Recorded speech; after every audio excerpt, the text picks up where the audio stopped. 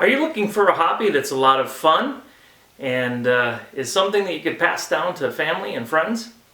Well, I invite you to join me today on Austin's American Flyer, where we're going to take a look at something that came in the mail today and go through it and try to figure out, are what's in here part of a set? Is there any collection value to it? Who knows? So come on, join me. Let's see if we can figure out about this surprise in the box. Today on Austin's American Flyer.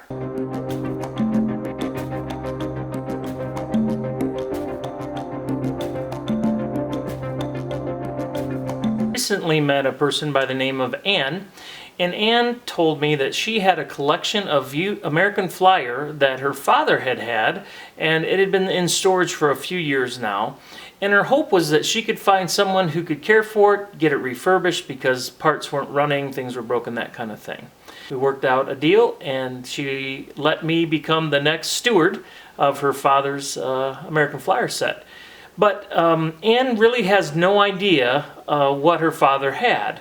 And so that began kind of the treasure hunt, kind of the fun of buying this set from her, or this collection from her, and figuring out what's here. Is there actually a set, or is it just a bunch of random stuff with parts that have gone missing through the years? Who knows?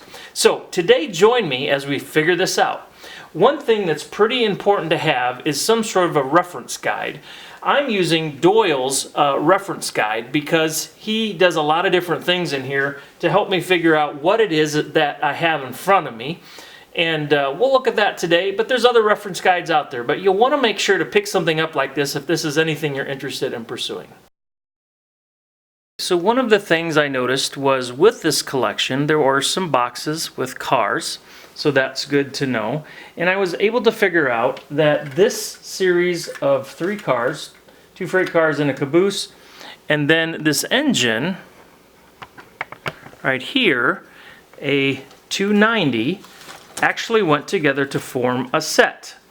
And when I used the Doyle catalog to figure that out, I discovered that this set was from approximately 1948, 49, and that it was all purchased at one time. Some other factors that helped me figure out, maybe the age, was by looking at the weights on these linked cars. Let's see if we can get zoomed in there. But as you can see, these little round weights here on these link couplers are black. And that tells us that these cars were manufactured sometime 49 or after. Initially, when Gilbert American Flyer came out with the S scale, the first year to year and a little bit, they didn't have any weights at all on their link couplers, and that led to issues with the cars coming unhooked.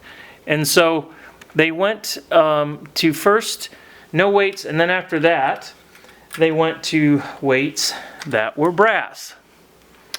And so there are some cars here in this collection that, apologize for not getting focused, there we go, that are brass. So that tells me that these cars were made in 1948.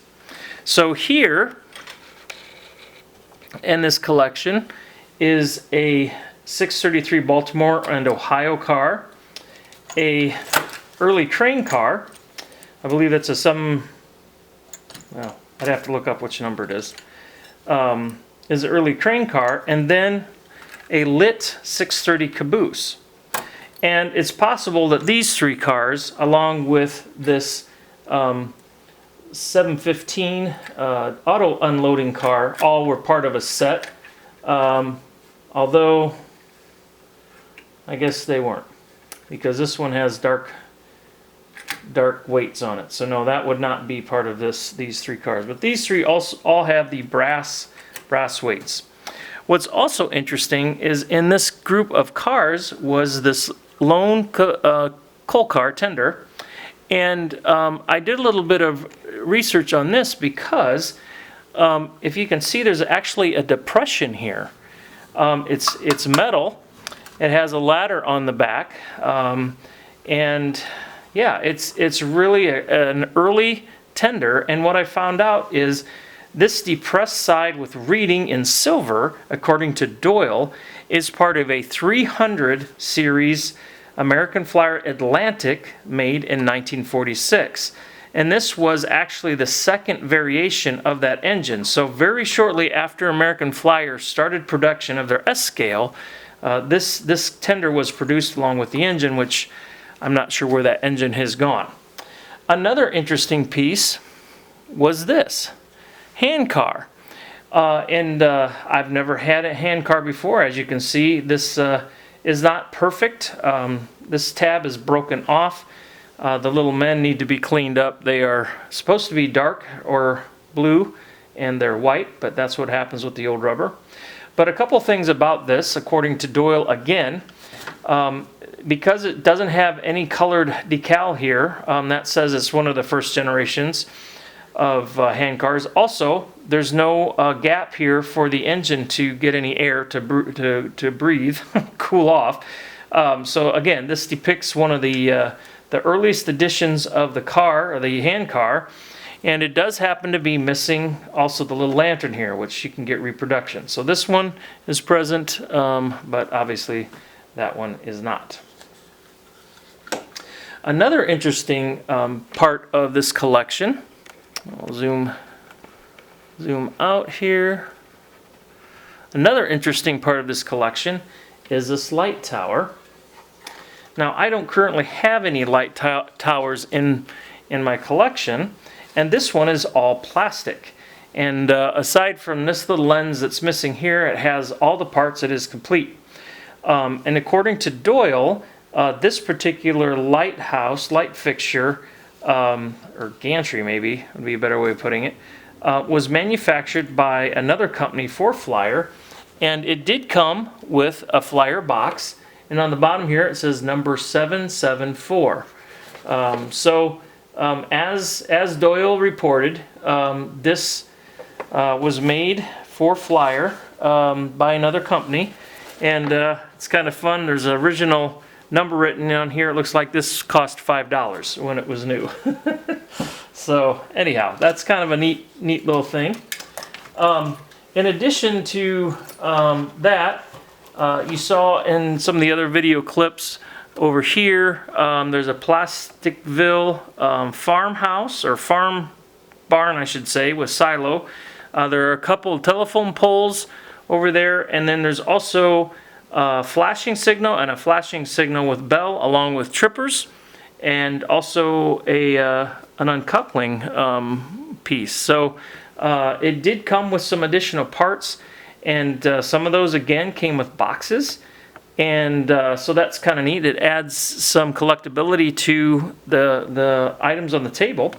Also, one of the other things that's kind of nice about this set is here inside this plastic wrap are 8 pieces of round and 2 pieces of straight track with the rubber road bed. And the gray is from the first year Flyer made road bed, and so that's also kind of neat to have that. There are 2 pieces, however, with this collection that do not belong. Oh, and I'm sorry, before I go there, I should also point out that that is a transformer in its original box, and I have literature for a lot of the things in this set as well, which again, if possible, you want to have literature for the different parts that you get in a set, and this did come with that, so that's kind of nice. 2 things though are not like the others. One is this boat, and there's a bunch of pieces and parts for this boat that are in a little envelope, and someone went to a lot of work to make this boat, but to be honest with you, I don't really want it, so I'm not sure what's going to happen with it. And then the other kind of oddball thing was this tunnel here. Now Flyer did make some tunnels, but this is one I'd never seen before. It's got kind of a weird, it's not like a paper mache, but I don't know, it reminds me of an egg carton, the material. And then inside it says kiting, K-E-I-D-I-N-G. And so I did a little bit more researching, And here, this is actually made for Lionel, which, again, Lionel flyer, fairly close in scale, but that's what's going on with that. So it's technically a Lionel tunnel, not a flyer, but it's pretty close. One other thing that was kind of fun to look into was the crane here. And as you can see, the roof is missing, which is kind of unfortunate because, according to Doyle, there were several different variations of the crane car. And what would really have been nice is if this little car had a blue steeled with chrome stack roof on it, because some of the other factors on this car make it potentially a very scarce one. The other thing is it could be a more common one that just had a red and yellow roof with black stack. Those are very common. So without having the roof on this, it's impossible to know which crane this really had been originally. So now I got to find a roof for that one, and it will be complete. So when we're looking at flyer parts and trying to figure out what it is we have and if it's part of a setter or something, as I mentioned earlier, you can have reference books like this one here. And this book is really helpful. It gives us options and history on individual parts and then also on some sets. There are books that go into greater detail out there that I currently do not have any of, so I can't show them to you, that have more information on sets. There were a lot of sets made by Flyer and released to the public. And so there are more references out there. There's another place that I have found extremely helpful, and that's talking to people in the know. So when you go to train shows, consider talking to people that are vendors there. They may have information, they may have places they can direct you to. Another invaluable resource is online communities. So one of those that I appreciate greatly is an American Flyer Facebook page. Tons and tons of great stuff on there. People have all kinds of stories to share. Here's something I picked up. Here's something I'm trying to fix. How would you do this? This is how I did that. Those sorts of things. Just a wonderful collection of interesting information that you would be hard pressed to find in any single place. So tapping into a community of hobbyists is just one of the best places, best resources you can find if you're looking to get into the hobby of American Flyer, which I hope you do. It's a great place to be and a lot of fun. Great people involved with it. So as you can see, I'm one of those.